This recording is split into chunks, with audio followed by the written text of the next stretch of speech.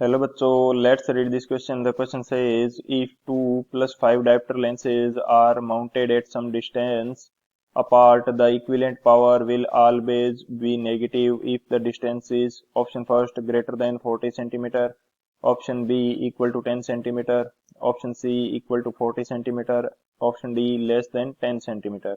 तो इस क्वेश्चन के अंदर हमें क्या दिया गया है कि यदि दो +5 डायोप्टर के लेंसेज हैं जो कुछ डिस्टेंस पे रखे हुए हैं तो इनकी जो इक्विवेलेंट पावर होगी ये हमेशा नेगेटिव होगी यदि इनके बीच की डिस्टेंस क्या है। तो चार ऑप्शन हमें दे रखे हैं। बात करते हैं की कंसेप्ट की यदि बात करें तो यदि हमारे पास कोई दो लेंस है एंड किसी डिस्टेंस के ऊपर इनको सेपरेट करके रखा हुआ है तो इनकी जो इक्विवेलेंट पावर होगी वो हमारे पास कितनी होगी। तो यदि मैं बात करता हूँ पी नेट की तो ये हमारे पास होती है P1 plus P2 minus D P1 P2। D क्या है, दोनों लेंसेज के बीच की डिस्टेंस है। यदि मैं यहाँ पे शो करना चाहूँ तो ये मेरे पास लेंस है, दो लेंस जिनको डी डिस्टेंस से सेपरेट करके रखा गया है। तो इनकी नेट पावर हमारे पास क्या होगी, ये हमारे पास रहती है P1 plus P2 minus D P1 P2। तो इस प्रकार की कंडीशन है। इससे सोल्व करते हैं इस क्वेश्चन को। तो सॉल्यूशन की यदि बात की जाए तो हमारे पास पी नेट क्या है, P1 plus P2 minus D P1 P2।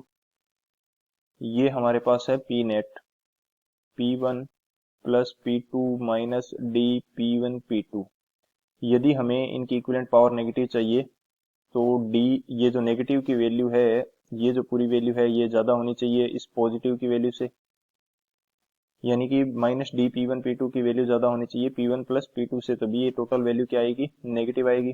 सो यदि मैं यहाँ पे लिखना चाहूँ D P1 P2 should be greater than P1 plus P2, तो ये वैल्यू हमारे पास ज़्यादा आनी चाहिए, तभी ये जो हमारी वैल्यू आएगी नेगेटिव में आएगी, यानी कि पी नेट नेगेटिव में आएगी।